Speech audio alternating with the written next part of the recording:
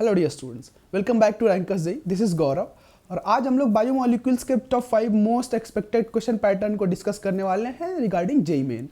तो यार biomolecule chapter जो है काफ़ी इन्फॉर्मेटिव और स्कोरिंग भी है। इन्फॉर्मेटिव है क्योंकि बहुत सारी बातें आपको बताई जाती हैं और एज सच आपको उसको याद रखना पड़ता है, ठीक। और याद तब रखना पड़ता है जब आप स्ट्रक्चर्स नहीं समझते हैं, तो इसलिए इन्फॉर्मेटिव है मोस्ट ऑफ द स्टूडेंट्स के केस में। अच्छा, अगर आपको चीज़ें यहाँ पे फिगर बना हुआ है, दिमाग में सब कुछ क्लियर है, तो आपके एग्जाम में जब इससे क्वेश्चंस आएंगे, आपके पास इन्फॉर्मेशन है, आप सही आंसर टिक करेंगे। अगर आपके पास इन्फॉर्मेशन नहीं है तो आप उसमें स्ट्रगल करने जैसा कुछ नहीं है। ऐसा नहीं है कि सोचेंगे थोड़ा सा कॉन्सेप्ट याद आ जाएगा चाहे कुछ भी नहीं। अगर आपको याद है तुरंत आप लगाएंगे, नहीं याद है तो नहीं लगा पाएंगे। तो बायोमोलिक्यूल चैप्टर में हम लोग जनरली मैं 3 कैटेगरी समझता हूँ बायोमोलिक्यूल का। पहला कार्बोहाइड्रेट, जो कि बायोमोलिक्यूल चैप्टर का काफ़ी वास्ट पोर्शन है, कार्बोहाइड्रेट्स। और कार्बोहाइड्रेट्स में मेनली ग्लूकोज एंड फ्रक्टोज, ठीक। दूसरा है न्यूक्लिक एसिड या अमीनो एसिड के बारे में बात कर लेते पहले। तो अमीनो एसिड में काफ़ी सारे अमीनो एसिड पर याद रखना, इसेंशियल, नॉन इसेंशियल, और एक और टॉपिक है आइसोइलेक्ट्रिक पॉइंट, ठीक है। फिर उसके बाद आते हैं न्यूक्लिक एसिड, जिसमें आरएनए, डीएनए और उनके बीच में हाइड्रोजन बॉन्डिंग, बेसिस के बीच में बॉन्डिंग कितनी होंगी, ये सारी चीज़ें याद रखना। और लास्ट वाला पोर्शन एक बहुत ही छोटा सा माइन्यूट सा पोर्शन है विटामिन्स, कि कितने विटामिन्स हैं, कितने विटामिन्स फैट सॉल्युबल हैं, कितने विटामिन्स वाटर सॉल्युबल है, और कितने विटामिन्स या फिर कौन से विटामिन के डिफिशियंसी से कौन सा डिजीज होने वाला है, ठीक है। तो ये 4 पोर्शन लगभग इंपॉर्टेंट है और हर पोर्शन से हम लोग को सवाल कहीं ना कहीं देखने को मिल जाता है जेईई मेन में। जैसे पहला पैटर्न, जैसे मैंने बोला कि भाई कार्बोहाइड्रेट इंपॉर्टेंट है। कार्बोहाइड्रेट से रिलेटेड हमारे पास एक सवाल है जिसमें पूछा गया है कि when the following aldohexose exist in the D configuration. एक इंफॉर्मेशन कि जो दिया गया एल्डोहेक्सोज है वो डी कॉन्फ़िगरेशन में है। The total number of stereoisomer in its pyranose. दूसरी information, pyranose structure. Pyranose structure क्या होता है? जो पायरेन रिंग के फॉर्म में होती है। और पायरेन रिंग मतलब 6 membered ring containing 1 oxygen in it. मतलब पायरेन का स्ट्रक्चर कुछ ऐसा होता है। तो अगर इस एल्डोहेक्सोज को हम लोग पायरेन फॉर्म में कन्वर्ट करें, मैंने इसका साइक्लिक फॉर्म में कन्वर्ट करें, तो कितने स्टीरियोआइसोमर टोटल एग्जिस्ट करेंगे, ठीक बात है। अब देखो, पहली इंफॉर्मेशन हम लोग यूज करेंगे कि भाई ये दिया हुआ है डी कॉन्फ़िगरेशन है, और डी कॉन्फ़िगरेशन हम लोग एब्सोल्यूट और रियल कॉन्फ़िगरेशन पढ़े हुए हैं, रिलेटिव कॉन्फ़िगरेशन। तो ये रिलेटिव कॉन्फ़िगरेशन है डी और L, capital D capital L. बोला गया है कि ये डी कॉन्फ़िगरेशन है, मतलब कहने का है कि चलो CHO, बाकी उधर ऊपर जो भी है, लेकिन CH2OH डी कॉन्फ़िगरेशन बस इसी कायरल कार्बन के रिलेशन में होता है। अब डी दिया मतलब ये OH और यहाँ H। ये जो मोस्ट ऑक्सीडाइज कार्बन से सबसे फारदेस्ट कायरल कार्बन है, उस पे OH का ओरिएंटेशन बताता है कि वो D है या फिर L है। और ये दे दिया गया कि ये फिक्स है, इसके बारे में नहीं सोचना है, ये फिक्स है, ठीक है। ये डी कॉन्फ़िगरेशन के बारे में हम लोग को बात करना है। अब कह रहा है कि भाई इससे बात नहीं बनेगी हम लोगों को पायरानोज स्ट्रक्चर चाहिए, ठीक है। मतलब हम यहां से सिर्फ ये समझ सकते हैं कि ये वाला कायरल कार्बन एकदम फिक्स ज्योमेट्री है, इसके बारे में हम लोग को नहीं सोचना है। अच्छा, मतलब हमको यहां से भी बात नहीं बनेगी, हम सोचेंगे कि भाई इसका पहले पायरानोज स्ट्रक्चर ड्रॉ कर लेते हैं। तो ड्रॉ कर लो पायरानोज स्ट्रक्चर, कुछ ऐसा स्ट्रक्चर होता है पायरानोज, ठीक है। ये हो गया पायरेन का स्ट्रक्चर। अब ग्रुप्स लगा दो, तो पायरानोज स्ट्रक्चर कैसे बनता है? इस कार्बन एटम पे जो ऑक्सीजन लगा हुआ है, इसका अटैक यहाँ पे CHO ग्रुप पे, और OH का अलग अलग ओरिएंटेशन होगा। एनीवे, कोई भी ओरिएंटेशन ले लो। ये एनोमेरिक कार्बन ये होता है, मतलब ये C1 कार्बन 1 2 3 4 5 और 6 किस पे अटैक हो रहा है? वो C1, जिसको हम लोग एनोमेरिक कार्बन बोलते हैं। 1 2 3 4 5, और इस पे लगा होता है CH2OH जो कि है 6। अगर आप पायरानोज स्ट्रक्चर ग्लूकोज का जानते हैं तो। अब देखो, ऐसा बोला गया है कि जो C5 पे OH का कॉन्फ़िगरेशन है, C5 पे जो OH का कॉन्फ़िगरेशन ये फिक्स है, ठीक। अब यहां पे क्या लगा हुआ है? 1 पे एक OH होगा, एक H होगा। सपोज हमने HOH ऐसा ले लिया, तो ये कायरल सेंटर है, ये कायरल सेंटर है। C2 पे क्या है? दोनों हाइड्रोजन है, तो वो कायरल सेंटर नहीं होगा। यहां लगा दो, एक हाइड्रोजन ऊपर, एक हाइड्रोजन नीचे, ये कायरल सेंटर नहीं है। C3 पे क्या है? एक H है, एक OH है, तो ये भी पॉसिबिलिटी है कि HOH कायरल सेंटर है। एक बार ऊपर नीचे भी हो सकते हैं, ठीक है, कायरल सेंटर। 4 पे आ गए, 4 पे भी HOH है तो लगा दो, एक H एक OH लगा दो, ऐसा कुछ भी करके। अब कायरल सेंटर है, इसका ऊपर OH एक बार ऊपर भी एग्जिस्ट करेगा, इसलिए मैं कायरल बता रहा हूं, ठीक। सिर्फ 5 पे आ जाते हैं तो कहोगे कि भाई ये भी कायरल सेंटर है, ये भी कायरल सेंटर है, ऑब्वियसली कायरल सेंटर है। तो total number of chiral centre कितने हैं भाई? Total number of chiral centre है आपके पास 4 कायरल सेंटर हैं। किसी तरह का प्लेन ऑफ सिमेट्री वगैरह कुछ भी नहीं है, POS COS कुछ नहीं है, तो हम लोग कहेंगे कि भाई ये 2 to the power n वाला केस है। Total number of stereo isomer जब सिमेट्रिकल नहीं है और POS COS नहीं है तो हम लोग बोलेंगे कि ये 2 to the power number of chiral centre कर देते हैं। तो क्या 2 to the power हम लोग यहाँ पे 4 कर देंगे ऐसा? ये total number of chiral centre होंगे, स्टीरियो सेंटर होंगे, स्टीरियो आइसोमर नहीं। क्यों नहीं होंगे? क्योंकि देखो पहले ही बोल दिया गया है कि इस वाले कार्बन, ये जो रिस्पॉन्सिबल है D और L के लिए, इस कार्बन पे OH का ओरिएंटेशन D और L के लिए रिस्पॉन्सिबल है, ये फिक्स है। तो स्टीरियो आइसोमर इस फिक्स कार्बन के अलोंग तो नहीं होगा ना, स्टीरियो आइसोमेरिज्म इस फिक्स कार्बन के अलोंग नहीं मिलेगा, क्योंकि हमें D का ही बात करना है, बस D का बात करना है। तो ये जो हम लोग स्ट्रक्चर ड्रॉ किए हैं, हमारे लिए स्टीरियो आइसोमेरिज्म के लिए रिस्पॉन्सिबल कायरल कार्बन एक ये और एक ये, 3 कायरल कार्बन रिस्पॉन्सिबल होंगे स्टीरियो आइसोमेरिज्म के लिए, ठीक बात। तो मतलब total number of stereo isomer 2 to the power 3 यानी 8 आइसोमर होंगे स्टीरियो आइसोमर इस गिवन ग्लूको या फिर अल्डोहेक्सोज के लिए। क्लियर है? एक टाइप का सवाल ये हो गया। अब इसमें क्या क्या हम लोगों ने सीखा? पहला चीज तो आपको ये, जैसे ही कुछ लोग गलती ये भी कर सकते हैं कि भाई जैसा ऐसा दिया हो 6 कार्बन OH HOH लगा हुआ है, वो जल्दबाजी में यहाँ पे भी OH H लगा सकते हैं, पहली गलती हो सकती है। दूसरी गलती कि जब ये दिया हुआ है कि डी कॉन्फ़िगरेशन है तो हमें एक कायरल कार्बन को अंडरस्टिमेट करना पड़ेगा, एक कायरल कार्बन को ये समझना पड़ेगा कि ये इसके अलोंग स्टीरियो आइसोमर नहीं होगा, ठीक बात है। तो 2 तरीके से गलतियां करी जा सकती हैं, बाकी गलती तो करने के कई सारे तरीके हैं, आप लिख भी गलत सकते हैं। एनीवे, अगला सवाल, अगले टाइप का सवाल, जैसे मान लो यही दिया हुआ है कार्बोहाइड्रेट में ही, ये तो ग्लूकोज के बारे में बात हो गया था, या फिर ग्लूकोज का ही एक फॉर्म था जिसपे HOH को रिप्लेस किया गया था। और भी जितने कार्बोहाइड्रेट हैं जो इंपॉर्टेंट है, जैसे मोनोसैकेराइड्स में कुछ इंपॉर्टेंट है, 2-3 डाइसैकेराइड में इंपॉर्टेंट है, और 2-3 ही पॉलीसैकेराइड्स में इंपॉर्टेंट है, ठीक। तो अब जितने ये डाइसैकेराइड, मोनोसैकेराइड या फिर पॉलीसैकेराइड इंपॉर्टेंट मैंने बताया, उनके आप मोनोमर पता होना चाहिए या फिर उनका यूनिट पता होना चाहिए। सपोज लैक्टोज है, लैक्टोज किससे किससे बन के बना है? सुक्रोज है, सुक्रोज किससे किससे बना है? सुक्रोज ग्लूकोज से और फ्रक्टोज से मिलके बनता है, alpha D glucose beta D fructose से बनता है, ठीक है। तो ये बातें पता होना चाहिए, मतलब इनका मोनोमर यूनिट पता होना चाहिए, एक इंफॉर्मेशन ये। दूसरा चीज, उनमें ग्लाइकोसिडिक लिंकेज किस तरीके का है, ठीक है। ग्लाइकोसिडिक लिंकेज जानते हैं, 2 यूनिट को जोड़ने के लिए जो बॉन्ड के बीच में O आता है, ठीक है, ऐसा कुछ। सपोज ये शुगर यूनिट है एक, यहाँ एक मोनोसैकेराइड है, इनको जोड़ने के लिए जो बॉन्ड होता है इसको हम लोग ग्लाइकोसिडिक लिंकेज बोलते हैं। तो किस तरीके का, उसका भी आपको पता है, alpha beta, alpha glycosidic linkage 1,4 1,6 वगैरह वगैरह, बहुत सारी बातें होती हैं, 1,2 ग्लाइकोसिडिक लिंकेज, तो ये पता हो। तीसरी इंफॉर्मेशन ये पता होनी चाहिए कि भाई रिड्यूसिंग शुगर कौन सा है, नॉन रिड्यूसिंग शुगर कौन सा है। अब reducing sugar, non reducing sugar आसान करने का, याद करने का बहुत ही आसान तरीका है। पहला, ठीक है, जब हम लोग ये पहले क्वेश्चन में कर रहे थे और हम देख रहे थे, हमने बोला कि ये एनोमेरिक कार्बन कहे जाते हैं, ये एनोमेरिक कार्बन कहे जाते हैं, ठीक है। अब एनोमेरिक कार्बन पे अगर OH ग्रुप प्रेजेंट है, चाहे कहीं भी एनोमेरिक कार्बन पे अगर OH ग्रुप प्रेजेंट है, तो हम लोग बोलेंगे कि ये रिड्यूसिंग शुगर है, ठीक है। एनोमेरिक कार्बन पे अगर OH ग्रुप प्रेजेंट है कहीं भी, चाहे वो मोनोसैकेराइड हो, डाइसैकेराइड हो, पॉलीसैकेराइड हो, किसी एक भी एनोमेरिक कार्बन पे अगर OH ग्रुप प्रेजेंट है, मैंने हेमी एसिटल हेमी कीटल की बात कर रहा हूं मैं, ठीक है, अगर एक भी OH ग्रुप प्रेजेंट है तो हम लोग कहेंगे कि वो रिड्यूसिंग है। तो ये भी एक आइडिया होना चाहिए कि आप अगर ग्लूकोज का या फिर किसी भी शुगर यूनिट का स्ट्रक्चर आपको पता है, OH है कि नहीं है ये पता है, तो आप सिंपली बता सकते हैं कि वो रिड्यूसिंग है कि नहीं है। क्लियर है? अच्छा, रिड्यूस, इसी सेम कॉन्सेप्ट एनोमेरिक कार्बन पे OH ग्रुप के होने से रिड्यूसिंग नेचर भी पता चलता है, रिड्यूसिंग होंगे अगर OH है तो।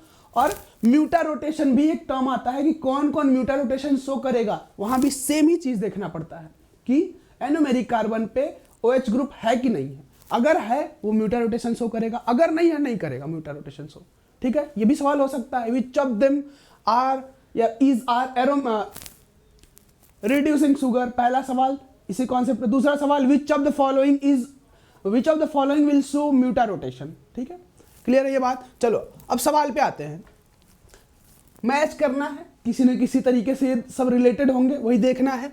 तो ऐसा लिखा हुआ है कि carbohydrate which yields only glucose on hydrolysis, monosaccharide, disaccharide, polysaccharide hydrolysis के बेसिस पे ही डिसाइड होते हैं। जो मोनोसैकेराइड हाइड्रोलिसिस के बाद अपने से छोटे शुगर यूनिट्स में डिकम्पोज नहीं होते हैं वो मोनोसैकेराइड होते हैं। जो 2 शुगर यूनिट में डिकम्पोज हो जाते हैं उनको डाइसैकेराइड बोलते हैं। 3 में होते हैं ट्राइसैकेराइड, और कई सारे में हो जाते हैं उनको हम लोग पॉलीसैकेराइड बोलते हैं। ठीक है, 10 तक वो ओलिगोसैकेराइड में आते हैं। चलो अब देखो, हमें पता है कि अल्फा डी ग्लूकोज से, ठीक, अल्फा डी ग्लूकोज से स्टार्च बनता है। ठीक है, अल्फा डी ग्लूकोज से स्टार्च बनता है, या फिर डी ग्लूकोज से ही समझ लो कि डी ग्लूकोज से ही स्टार्च, हम ग्लूकोज की बात हो रहा है तो इनको भूल जाओ, और भी आसान कर लो कि भाई जब हम लोग स्टार्च या फिर सेलुलोज देखते हैं, स्टार्च और सेलुलोज दोनों ही डी ग्लूकोज के या फिर ग्लूकोज के पॉलीमर हैं। ठीक है, तो और स्टार्च में क्या होता है कि एक अमाइलोज और अमाइलोपेक्टिन 2 तरीके के और पॉलीमर मिलते हैं, उनके सब यूनिट्स होते हैं, जो कि वो भी ऑब्वियसली उन्हीं से बने हैं, किससे, डी ग्लूकोज से बने हैं। तो यहां से दिया हुआ है कि भाई ग्लूकोज का एक कार्बोहाइड्रेट का हाइड्रोलिसिस किया गया और केवल हमें ग्लूकोज मिला, तो अमाइलोज भी दिया हुआ है। ठीक, और किसी का भी, सुक्रोज के बारे में हमने अभी बताया कि भाई सुक्रोज को जब हाइड्रोलाइज करते हैं अल्फा डी ग्लूकोज और बीटा डी फ्रक्टोज मिलता है। ठीक है, तो इसमें तो दोनों ग्लूकोज नहीं मिलेंगे ना, ये उसी तरह लैक्टोज बनता है, अल्फा डी गैलेक्टोज और बीटा डी ग्लूकोज से बनता है, इसमें भी नहीं मिलेगा। मैनोज एक मोनोसैकेराइड है, यहां भी वही सेम काम है। ठीक है, तो हमें देखना पड़ेगा भाई ए का आर में किस में रिलेशन है, और किसी में कोई रिलेशन तो ये ए का नहीं हो सकता। उसके बाद पूछा a carbohydrate which yield glucose and fructose on hydrolysis, अभी मैंने बोला ये एक सुक्रोज करता है। सुक्रोज नॉन रिड्यूसिंग शुगर होता है, क्योंकि अगर आप पता है कि अल्फा डी ग्लूकोज और बीटा डी फ्रक्टोज जोड़ें 1-2 ग्लाइकोसिडिक लिंकेज होता है, अल्फा बीटा 1-2 ग्लाइकोसिडिक लिंकेज होता है। सुक्रोज में अल्फा बीटा 1-2 ग्लाइकोसिडिक लिंकेज होता है। ठीक है, अगर आपको ये पता है तो ये तुरंत याद आ जाएगा कि भाई डी फ्रक्टोज में एनोमेरिक कार्बन में कोई CH2OH होता है। CH2OH नहीं चाहिए, हमें OH चाहिए, और ग्लूकोज का एनोमेरिक कार्बन तो जुड़ा ही हुआ है। ठीक, मतलब ओवरऑल हमें एनोमेरिक कार्बन पे OH नहीं मिलता है, इसलिए ये सुक्रोज रिड्यूसिंग शुगर है। चलो, तो इसका पता चल गया आपको, B किसके साथ, P के साथ जुड़ेगा, क्योंकि ये दोनों मिलते हैं उसका हाइड्रोलिसिस के बाद। तीसरा कह रहा है कि a carbohydrate which yield glucose and galactose on hydrolysis, lactose. ठीक है, ग्लूकोज एंड गैलेक्टोज, C का Q। D किसके साथ जुड़ेगा भाई, a carbohydrate which reduces fail in solution, इसी को रिड्यूसिंग नेचर बोलते हैं। जो रिड्यूस कर देता है फेलिंग सॉल्यूशन को वो रिड्यूसिंग शुगर होते हैं। तो मतलब अब जितने भी यहाँ पे दिए हुए कार्बोहाइड्रेट, हमें सबको चेक करना पड़ेगा कि भाई कौन कौन रिड्यूसिंग शुगर है। क्या सुक्रोज है, नहीं सुक्रोज नहीं है, अभी मैंने बोला सुक्रोज नहीं है। लैक्टोज है क्या, अरे lactose is an epimer of glucose, lactose glucose का एपीमर है, तो ये भी एक रिड्यूसिंग शुगर की तरह बिहेव करेगा, पहली चीज। अच्छा, अमाइलोज तो पॉलीमर है, पॉलीमर्स कहाँ रिड्यूसिंग शुगर होते हैं, उनमें एनोमेरिक कार्बन से ही तो जुड़ा चेन बनता है, तो वो नहीं करेगा। मैनोज भी एक पॉलीमर है, या फिर सॉरी एपीमर है ग्लूकोज का। ठीक है, एपीमर है ग्लूकोज का, बाकी सारी प्रॉपर्टी सेम है, ये भी रिड्यूसिंग शुगर है। तो हम लोग करेक्ट ऑप्शन ढूंढेंगे, ए का RPQ और QS, सॉरी S, RPQ और QS, ये पहला ही ऑप्शन सही है। ठीक है, दूसरे टाइप का सवाल, तीसरे टाइप का सवाल इसी में अमीनो एसिड से हो सकता है कि पूछ लिया जाए। तो बेसिकली क्या होता है, अमीनो एसिड ऐसे दिखते हैं, COOH CH, या फिर ऐसा समझो H और यहां पे NH2 ऐसा। ठीक, और इस H को हम लोग कर लेते हैं R। R जैसे जैसे बदलते जाएंगे हम लोग अमीनो एसिड वैसे वैसे बदलता जाएगा, ये तो ठीक है।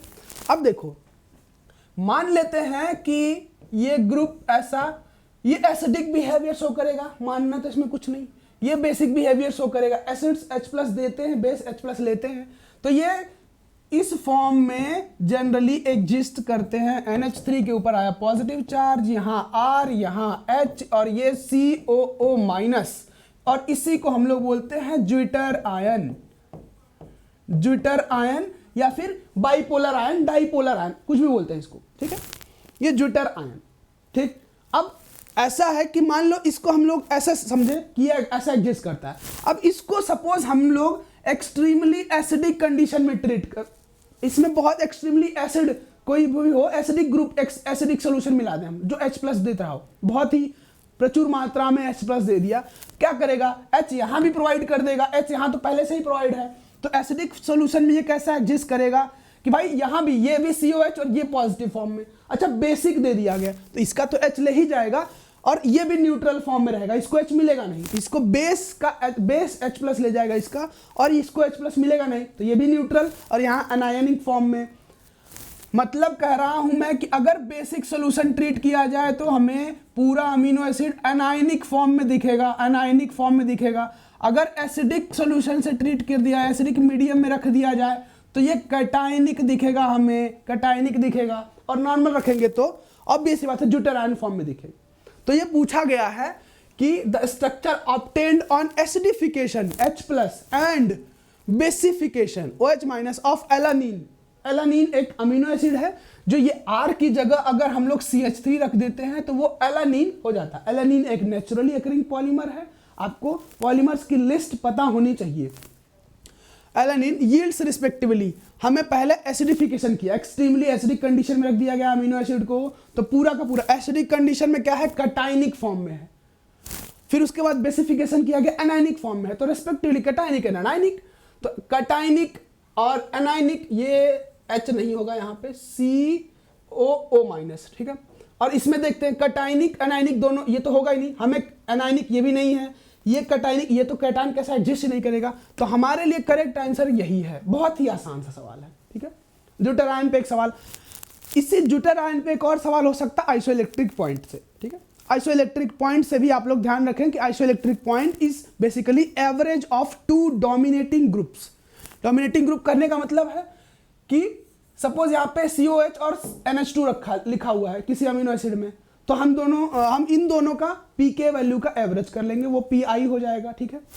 लेकिन अगर मान लो एक से ज्यादा कोई ग्रुप है, COH है एक और COH है, तो अब हम लोग जो डोमिनेटिंग है उनके pK का एवरेज लिखेंगे, वो PI होता है।